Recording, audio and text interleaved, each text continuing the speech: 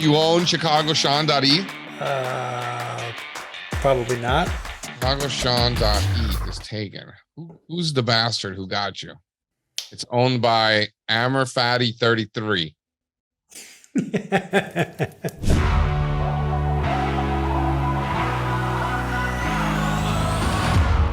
Hey everybody, I'm JC Peretz, founder of AllStarCharts.com, and I am joined once again by my esteemed colleague, Mr. Sean McLaughlin.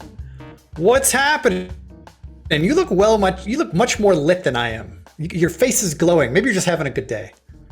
I got another light. I got another light for the old office. Oh, is that what it is? Okay, all right. Yeah, because they're building the new office, and we found this light during the whole situation. So now we have more light. So isn't that just wonderful? Listen, we have our meetings on Wednesday morning, team analyst meetings, going over things. We've had some meetings over the last 6 months where there's just not really much going on. It's like, you know what?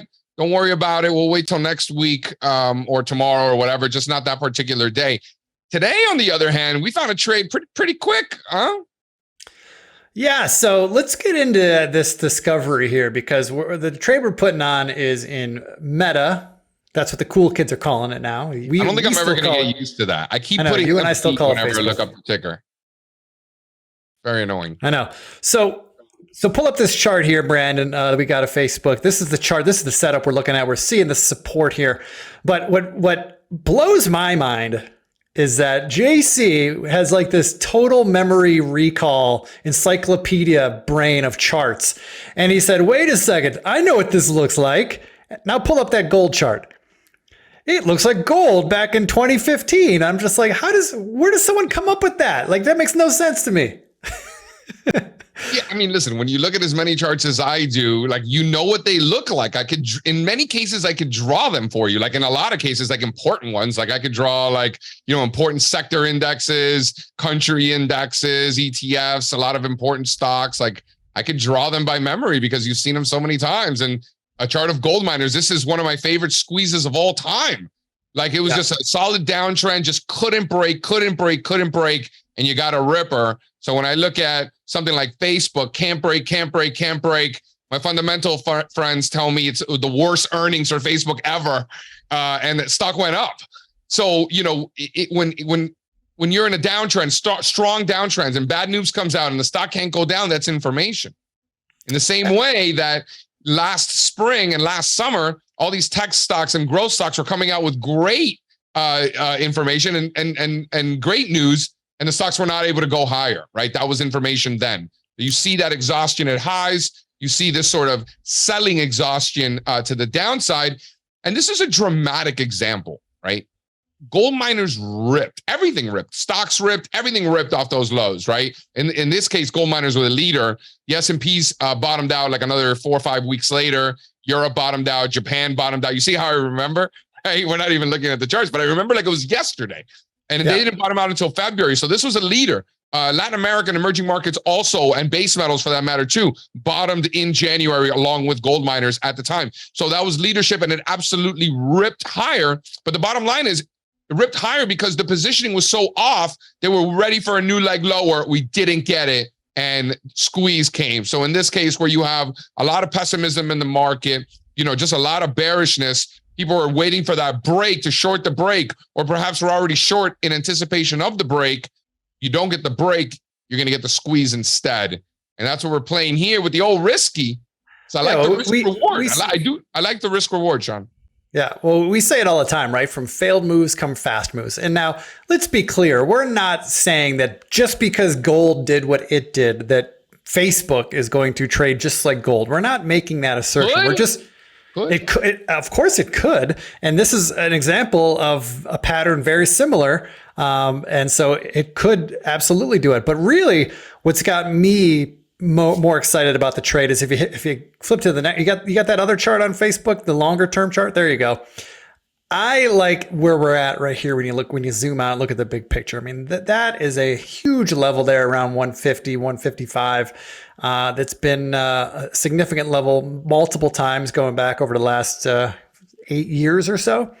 And so if Facebook's going to turn around, this feels like the place to do it. And so the trade that we're putting on, and we talked about, was, we were observing that the implied volatility in the options were still pretty high. They're off the levels they were at just a week ago following earnings, but implied volatility was still pretty elevated. So we didn't want to just go and buy calls. It felt like just too expensive of a play. Instead, JC got all excited when we talked about, let's do the risk reversal. We joke because we like that trade, but we like the trade in specific situations. And this is one of those where we can leverage the elevated options premiums in the puts, sell that premium, and use those proceeds to pay for a call position. And if things go the way we want it to, we could put ourselves in a position to essentially get a free ride on this trade if Facebook or Meta, does a little bit of a move that we want it to do. But really the beauty here, JC, is that as long as those lows that have been put in this year, as long as those lows hold, then due to the structure of this trade, we're earning a credit right up front. So the worst case scenario, if Facebook doesn't rip from here, but at least it doesn't make a new low, we can still walk away with a little bit of a profit. Not the profit we're looking for, but it's nice to be paid for some kind of effort, right? But if it does this, Sean, then what then? Well, if it does that, then we've got a multi-bagger on our hands, right?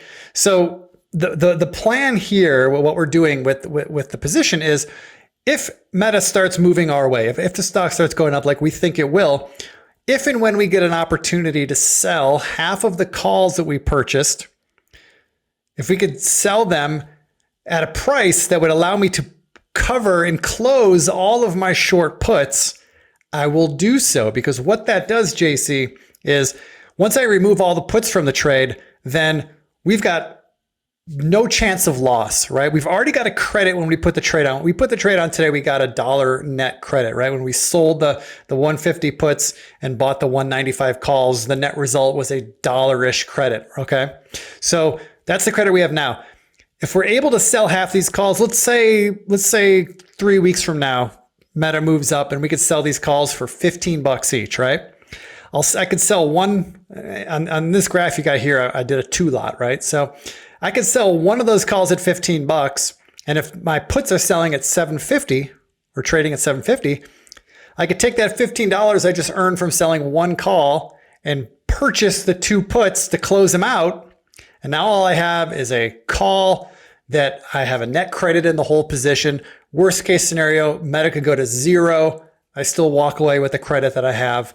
It's a nice situation to be in, but we also get to participate on the unlimited upside potential. And just to be clear, we're in August. These are the December risk reversal. So just to be clear, this is the Meta December 150, 195 bullish risky. Yep. $1. So we got a little bit more than 4 months for this for the play out. And look, if a bottom is truly in here in Meta, then we should have no trouble getting a pretty good move here. I mean, there's no reason why we can't move back up to that 184 level at the very least, right? And if that happens, our position is going to play really nicely. All right. So all this is great, to the moon. Everybody's going to make so much money, risk reversal, all that stuff. Haha. Okay. What if it doesn't work out that way, Shawnee baby? What if we get a ripper in the dollar, and then you got the Trump, and then Korea, and Taiwan, and the election, and the Powell, right? You have all these nasty things. We still have the Trump. That's awesome. We have the Trump. All of those things. Let's say World War III. Let's say one of those things occurs. Stocks roll over again, and we're here, naked puts. Right. So, there's risk on the table that we want to be able to avoid. Let's talk risk management. Let's talk worst case scenario. Okay. So we are short the 150 puts. Now, the closing low that Meta had earlier this year was at 153.85. All right. So it's real simple, JC. If we get a close below 153.85, then that is proof that the low is not in, that we may be going lower. And at that point, we don't want to be in this position anymore. We are either early or we are wrong. Either way, we want out. So if we see a close below 153.75, that's my exit. That's where I pull the plug on the trade. And in most cases, in almost every case, that'll be a loser, but depending on the timing, if that close doesn't happen until, let's say, early November, we might actually still walk away with a profit depending on how much juice is left in those puts. But I'm going to assume it'll be a loss, but it'll be a manageable loss. Yeah, the fact that a loss could still technically even be a small gain or some kind of wash is a pretty good scenario. So we really want to be able to, focus on those levels, manage risk responsibly, understand this is not a set it and forget it type trade. It might turn into that, but only in hindsight. So we want to make sure that we're aware of all of that. Once again, these are the December 150, 195 bullish risky. So we are selling the 150 puts in December, and then we're using that loot to buy the out of the money calls, the 195 calls in December, an equal amount. It reminds me of gold miners. It does. When I looked at that, I was like, you know what that looks like? It looks like, right? Pretty impressive, my friend. Pretty impressive, that memory recall you have. Listen, man, this is what we do. This is what we do. All right, guys, listen, thanks for listening. I'm JC Peretz. This is my boy, Sean McLaughlin. In the Cubans, you would be my consorte. This is my consorte, Sean McLaughlin. I like that. Can we go have some chorizo to go with that? Oh, yeah. If you're going to have a Cuban frita, you're going to have ground beef with chorizo. Sean likes it when I say that. Chorizo. It's like rolls off your tongue like butter. Oh, I say it the way you're supposed to say it, I suppose. All right, guys. Go get yourself a frita. They're delicious.